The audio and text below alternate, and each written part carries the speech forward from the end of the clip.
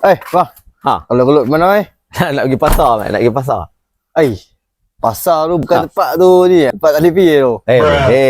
Kalau hang nak selamat hang kena baca doa lah. Pi pasar pun dia baca doa. Memang ada, Mak. Ingat masuk tandas je kau pergi baca doa. Tu tempat saya lepak tu bang. Itu aku dah tengok muka memang kata muka tandas ha. Apa doa dia bang?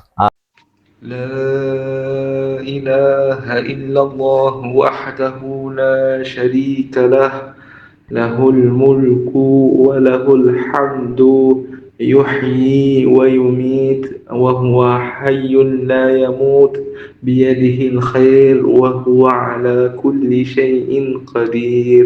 Dengan doa ni mungkin kita selamatlah daripada ditipu oleh syaitan ataupun ditipu oleh peniaga-peniaga yang ada kat sana. InsyaAllah. Tapi bang, saya pergi pasar bukan nak beli barang bang. Awak tengok cemeh. Okey.